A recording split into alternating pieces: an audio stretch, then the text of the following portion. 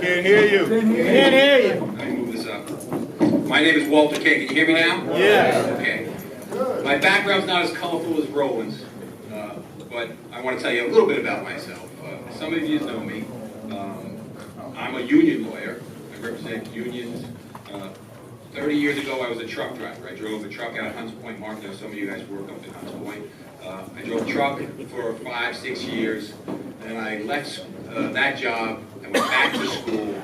I went to school at night. When I was 29, I went to Brooklyn Law School at night, and I came back to be a union lawyer because that's what I went to go to law school to do. I graduated. I spent 5 years at a big union firm, and then me and my current partner left that firm, and we formed Kane, which is my firm. My name is Walter Kane, as you can tell, and we've had that firm now for about 12 years. I will say this about Roland. I know Roland professionally. I have the utmost respect. I think what was said about him was deplorable. I think that I refer, because I don't do criminal law, many of my referrals of kids who are getting in trouble, my friends' kids, or union guys who call me up and say, my son's going the wrong way, or my nephew's going the wrong way, I refer them to Roland.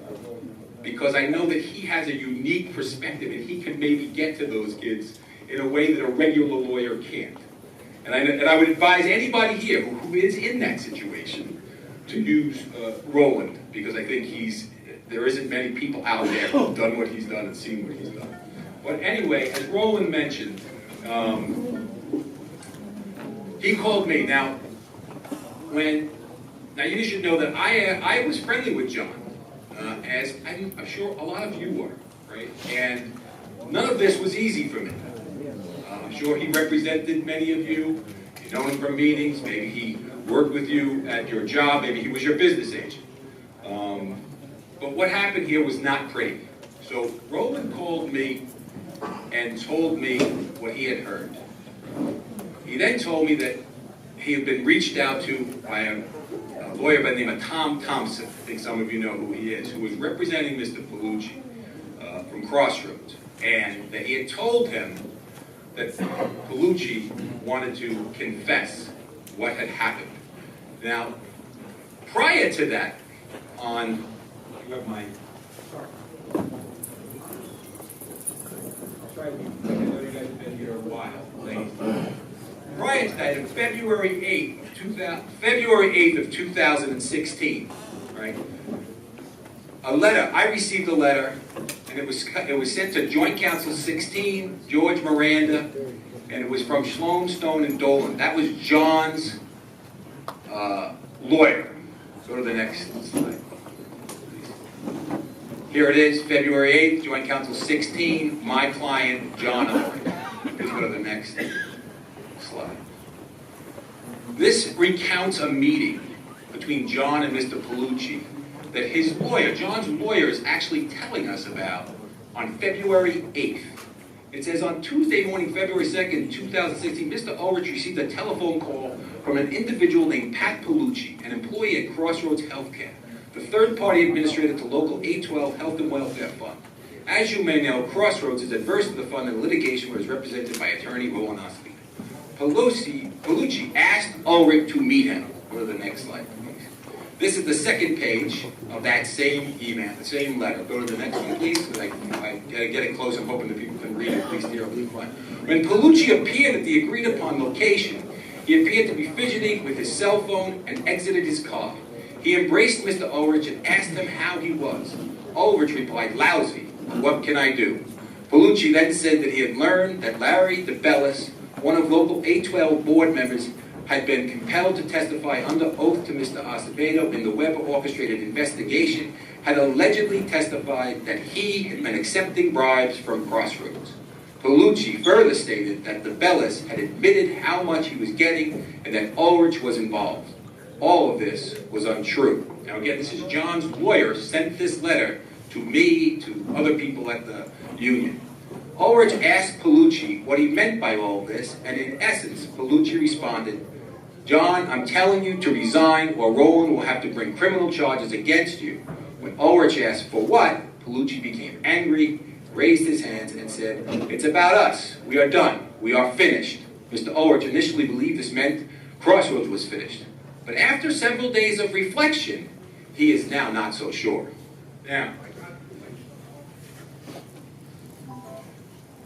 go to the next slide, please. Now, that was February 8th. February 9th is when Roland called me and said that Tom Thompson had called him. Now, when we got the February 8th letter, I called Ed and said, what is this? This is bizarre, but you should get a meeting together of the Health Fund trustees, and we should look at this and think about why John's lawyers, this is the first time after Roland's been investigating that the Health Fund is involved in anything. I was counsel to the Health Fund, and I had no part in the original investigation. So,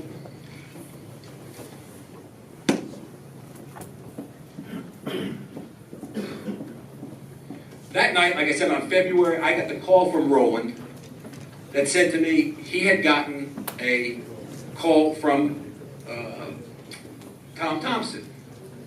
I asked Roland to put in writing what Tom Thompson had told him.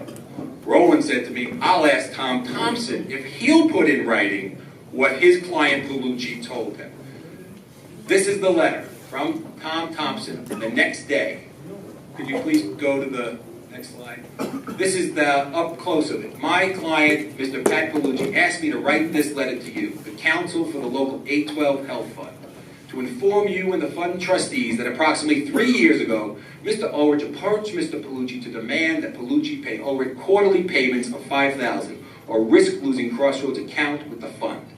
Fearing the loss of this long-standing client, Mr. Ulrich's demands were not met. Mr. Palucci agreed. Several quarters later, Mr. Palucci increased his demand by another $3,000 to $8,000 per quarter. Again, fearing for the loss of the fund account if he did not pay the increase, Mr. Palucci agreed. Recently, Mr. Ulrich contacted Mr. Palucci to demand that the quarterly payments be increased by another $3,000 to $11,000 so that the portion of the increase could be paid to Mr. Larry DeBelts. Now here's what I didn't know was coming. See copy of attached email. Go to the next slide. That's the email. You can see it's, there you go. From John, this is good to be here, Johnny OOO, Pat Palucci, Blend, 553. Go to the next slide. You got to bring it down now. And the email says, Pat, our friend LD is struggling at home. He needs help, he tells me. He asked me to ask you for 3 more than what he has already. I know he spoke to you already. I said I would ask you, but I don't want it to be just on you. I will do the right thing and have it come from me going forward. I do not expect his to be done today. It would only be going forward unless you want to start it now and have it come from the next one or future ones we do. He is good insurance for us. Thank you, and I'll call if you need to. See you this morning. That's the email came the day of a fund meeting where he was going to be. They were both going to be at the fund meeting.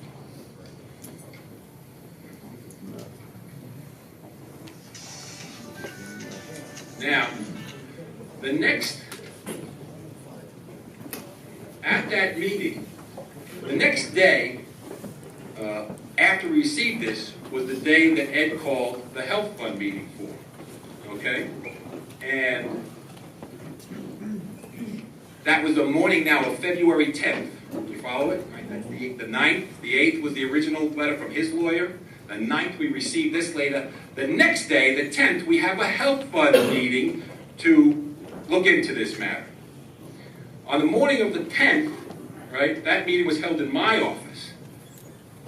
John and Larry attended that meeting by phone. They asked and we allowed them to attend by phone. Because I got the earlier meeting, this email on the 9th, I had not given it to anybody until the morning of the meeting. And my associate emailed it to Larry and to John. And then we went over it. And I said to John, we have this letter. Oh, he's making it up. Thompson's crazy, he hates me, blah, blah, blah, blah, blah. Okay. But what about this email? He says, oh, I don't recognize that address. But then I start to read it to him. I said, well, let me read it to you. It says, Pat, our friend is struggling. Oh, I know what that's about. That's about Jet, PLA tickets to Jet games. Right? So, okay. John, tell me how our friend is struggling at home relates to Jet tickets. He needs help, he tells me. What does that have to do with Jet tickets? And now, I'm going to tell you something. Like I said, I knew John. I went into my partner's office before that meeting, and I said, I hope this email isn't John's. And I hope that there's some explanation for this. And I'm going to give him every single courtesy. And anybody who's in the meeting knows, your entire board was in there, and I had 3 of my other lawyers, because I don't walk into this kind of stuff that often. I had 3 other lawyers from my office who all tell you, I treated him with respect. I tried to say, John, you have to understand what we're looking at here. I will do the right thing and have it come from me going forward. Again, how does that relate to a Jet ticket? Just tell us. And the last, but not least, after I went through these, he is good insurance for us. Is there any possible way, do you remember, you wrote this, you say it's yours. They just, I don't know, I don't remember. Now, after this meeting, and it's been reported that I've done things for individuals here. I'm going to tell you, I didn't do anything during the entire time for any individual. I told the entire board on the morning of this meeting that if you were involved in anything that is criminal, or that is, I am not your lawyer, I am representing the fund, and if you've got a problem, you should go and get yourself a lawyer, because I'm not the one who handles it. You need more help than I'm giving you, and I'm in charge of the fund. And I had them all sign retainers, separate retainers, bringing me in to do this, okay? Now, what I did do after this, go to the next slide, is this is an email from my associate, Shanice Franklin, and it went out the same day, February 10, 2016 at 4 p.m. Go to the next email. And it says, my boss, Walter Kane, explained to me earlier today, we have reason to believe, based on the attacks, that there is corruption involving local 812 Health Fund and a former trustee of a third-party vendor. As explained, we were notified that John Owen, former trustee, was removed this morning, and possibly Mr. Larry DeBellis, former trustee, also removed this morning for receiving kickbacks from Pat Palucci of Crossroads Healthcare Management for about 3 years. This morning, after meeting with the Health Fund trustees, we have contacted the International Brotherhood of Teamsters, the Independent Review Board, as you guys know is the court-appointed monitor that oversees the Teamsters, the U.S. Attorney's Office, who I spoke to personally, who contacted OLMS, another division of the Department of Labor, so that they could coordinate whatever was going on, whatever they had to, if they decided to do an investigation. Yourself and Alyssa Goldberg. Now, this was the same day as the meeting. At the meeting, after John couldn't come up with an explanation, and we gave Larry a chance to say, what do you know about this? Larry first said, I don't know anything about it. And then John said, well, you knew about the Jet tickets. And he said, well, I never got nothing. That was his answer. Despite what he was looking at, we gave him every opportunity to say, hey, are you in this or you're out? He never got out. So, go to the next slide. This is the second letter from my associate Elise Goldberg at EPSA, and go to the following slide. It's the same letter, basically, that says to another agency that we are doing what we're supposed to do. When we find corruption, whether it's in a union or in a fund, we don't have prosecutorial power. Our job is to eliminate, your board's job is to eliminate the person who is involved in the alleged corruption by firing them, which they did, terminating the 2 of them, and taking them off as trustees of the benefit fund, which was done that morning in that meeting. Now, we then contacted all the authorities. You go to the next slide. Now this, slide down again. This I also did that day, which, could you slide it down so you see the top? No? Yeah, that's my letterhead. This is Michael DeBartolone, president of Crossroads. Scroll up, there's another, you can go to the next slide so that people can see it. I try to do this again for each slide. As you should be aware, Pat Bellucci has admitted taking kickbacks to two trustees of the local A12 Health Fund. In light of this, the fund must terminate its relationship with Crossroads effective June 1, 2016, pursuant to Section X of the fund's Administrative Services Agreement. With Crossroads, the fund trustees asked we provide 90-day termination notice. So we fired them right away. Your health fund claims are inside the fund, right? So we've got to be a little smart about it because they've got all the paperwork, right? So what we've told them, you're now terminated. We need 90 days to get your replacement, but Crossroads will continue to process the claim so that your claims would get paid and the operations terminate. Mr. Bellucci, however, cannot be permitted to participate in any operations, claims processing, or other matters involving or related to the fund. In addition, if Mr. Bellucci is an authorized signatory on any accounts containing fund monies, his authorization is revoked immediately. Again, that was all done on the same day. Now, what John and some others have said is that what I just described to you never occurred, right? He denied that the email was his after he said it in front of 10, 12 people, including 3 lawyers from my office and your board. Now, go to the next letter.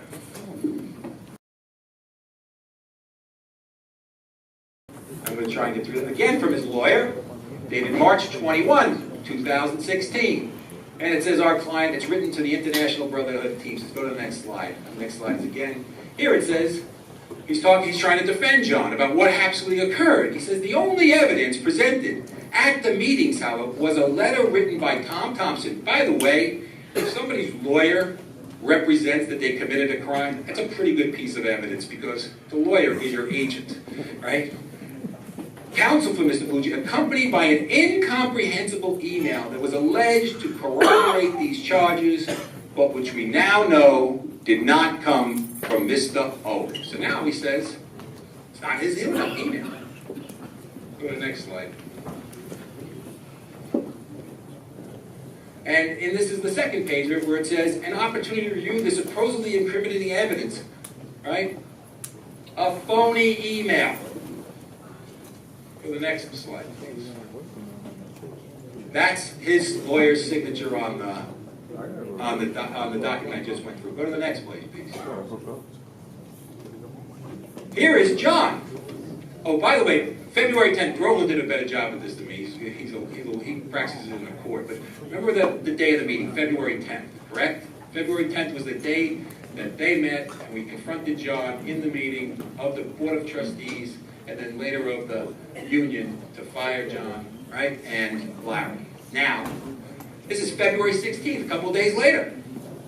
He writes a letter to the Joint Council 16 of the Teamsters, and this is the Secretary-Treasurer of the Council. Go to the next slide, please. Okay, and this is the second page. Go to the next slide, because I blew it up again.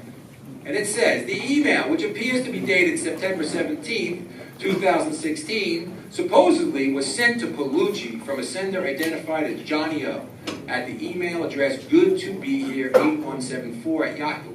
I have never heard of either, nor have I ever seen you use this email address. When asked during the February 10th meeting if I had sent the email at issue, I responded that I did not recall sending it, and I did not recognize the email address from which it was sent.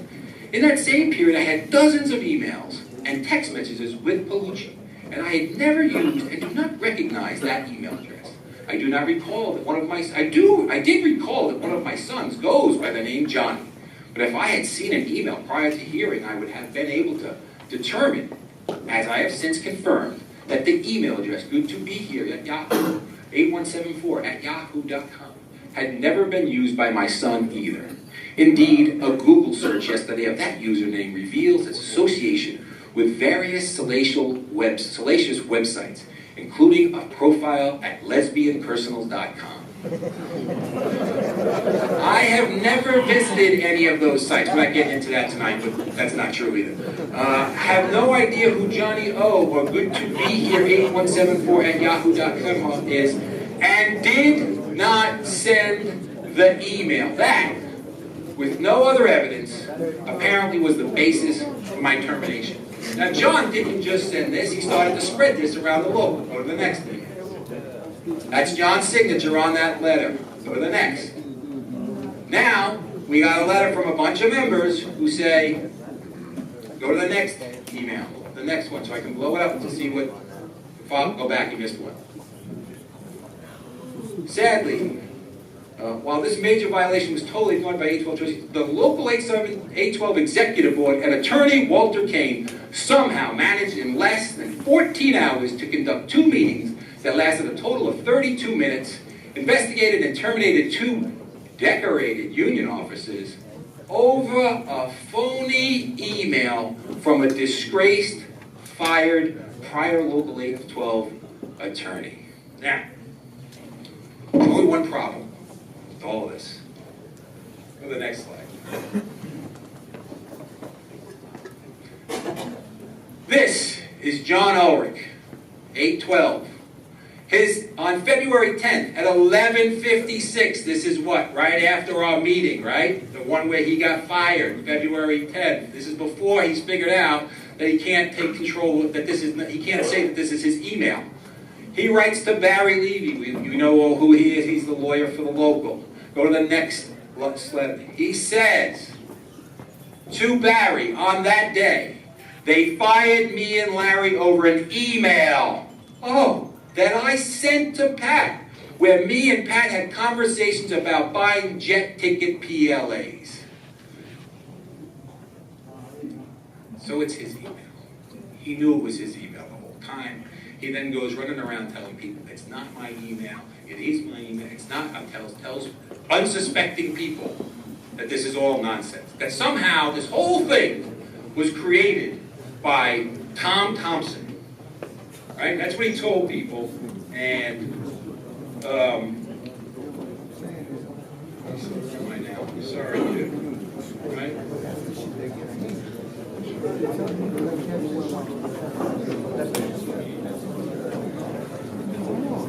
Now, here's where it gets a little tricky. This is what happens. Now, give me a few more minutes. I'm almost done, and I know you've been sitting, and I appreciate it.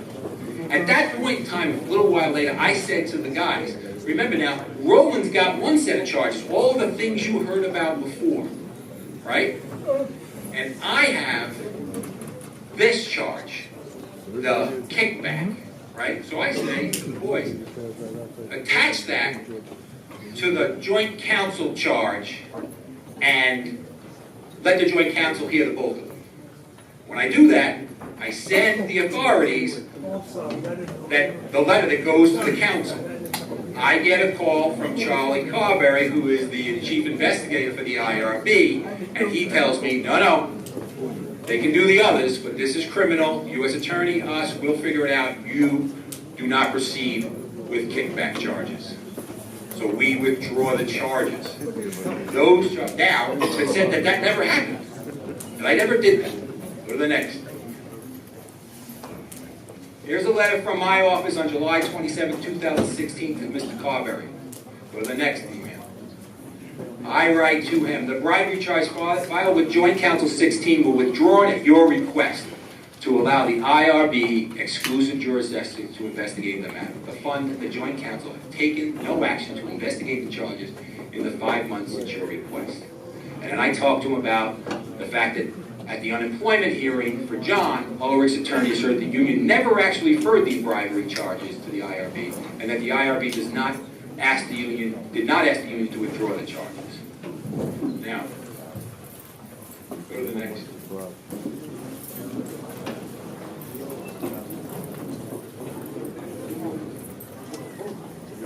Go back.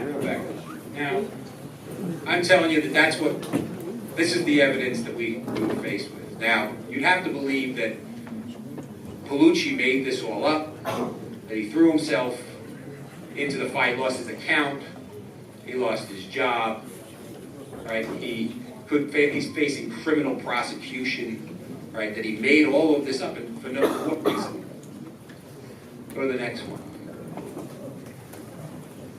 Now, a little while later, on that same week, February 10th, 15th, from Blending, remember that was the same email that he was using with John.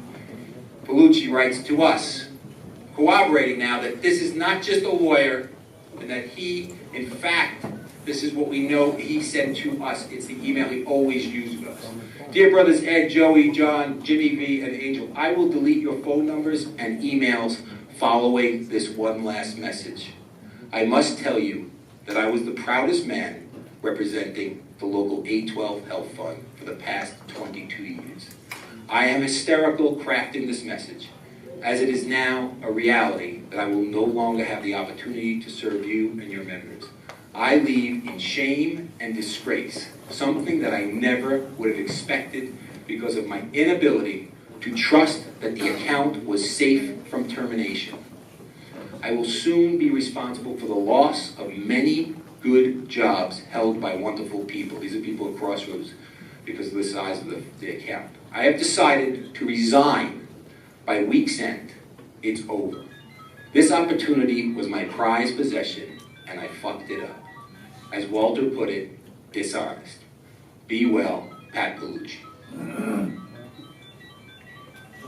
That's it. I got to tell you, this is not it's not funny. It's not, it's not something that I never wanted to see this happen.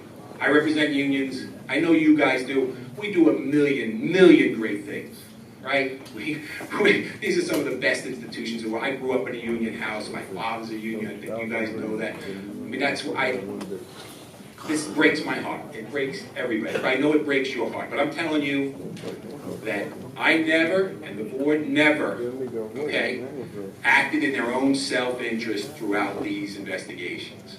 We contacted the authorities. We did, when we were given the evidence, we right away moved on it. And that's all I can tell you. And thank you very much for your time.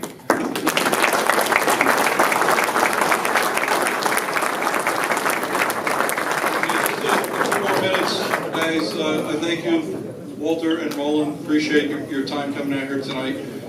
Just a few words from Joe Vitta. All right, guys, we're going to do the raffling stuff. Just a couple of things. Tonight we got the whole story regarding the board's, executive board's decision and obligation to remove John and Larry. John was my friend. I was the one who put John in the union when he was a driver at 7-Up in the union. When Walter says we are heartbroken, we are heartbroken. All of us are. I believed that John would take the position to lead this union going forward. It was a great disappointment. And really aged me a little more. I know I'm being called an old man, but that was some of the stuff that really hurt us. This was not something that we are proud of. This is not something that we looked forward to doing. Tonight was not something that I ever imagined should or would have happened, but we felt it was an obligation to let you know the steps that the board took. Now this executive board will move forward, and we will have done, like we've done in the past, we'll continue to represent our members, we'll continue negotiating contracts, and we will continue to run the funds. And we hope we can put this behind ourselves. We hope we can unite together to keep this union strong. Okay, just one other thing I have to say. There's been some questions. Every year we get these questions when the pension notice comes out. Okay, and I've had some questions, and everybody gets nervous when they hear about critical zone and the whole bit. All right, what the board is going to do, we're trying to put it together now with some of the professionals, is that if we can get it done by the January meeting, we're going to bring in the actuaries, we're going to bring in the accountants, to a general meeting. We're going to dedicate some time to let you know what the trustees are doing and how we're moving forward to move the fund out of critical status, which it will move out of critical status. Walter is, the fund also represents the fund there. So that's something else we're going to do, all right? Like I said, I appreciate your patience tonight. I appreciate that you all, no matter what side you're on, you gave your attention. We conducted ourselves the way A12 has always conducted itself, and I appreciate it, and I thank you on behalf of the Executive Board.